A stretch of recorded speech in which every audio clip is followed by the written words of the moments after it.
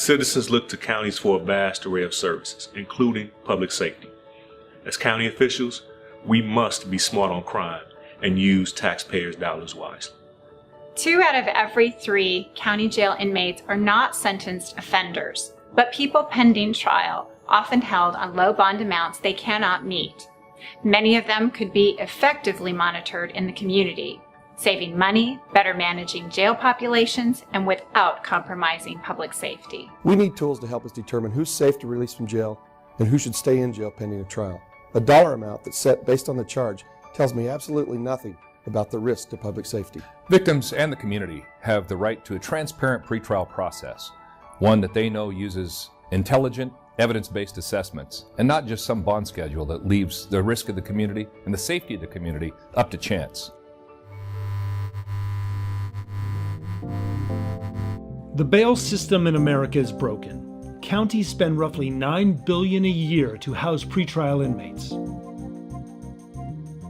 Most of these individuals could be safely supervised in the community for about $6 per day, compared to an average of $60 a day for a jail bed.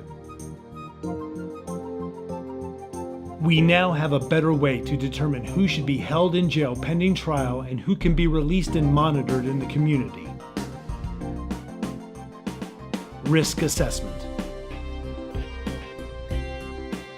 Pretrial risk assessments, like those used by insurance companies, take into consideration common sense factors that help judges determine who is safe to release pending trial and who should stay detained because they are too dangerous or likely to flee.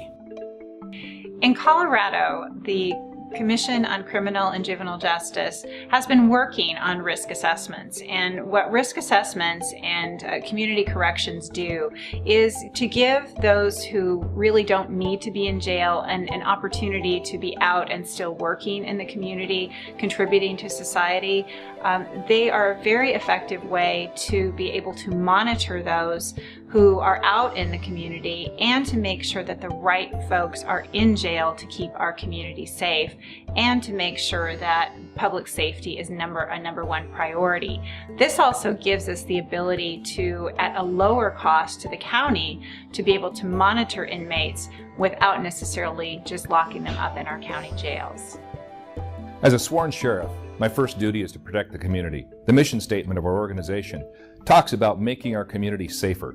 To do that, we need to make sure that we have the right people in jail and the right people not in jail. We now have the right instruments in order to determine who should be kept in the community, who should be an employer, who should continue to be a father, who should continue to be a spouse. At the same time, those instruments help us know who could be kept in jail in order to better ensure that community safety that we've so promised. Research has demonstrated that if you keep low-risk people in jail, you're going to turn them into high-risk people. I can no longer support systems that don't think about the recidivism rate. We need to make sure that the right people are in jail, the high-risk people are in jail, and that low-risk people are managed better in the community. If we do more harm than good, then why are we doing it? To learn more about how to redesign the front end of your justice system, go to NACo's website, www.naco.org/pretrial.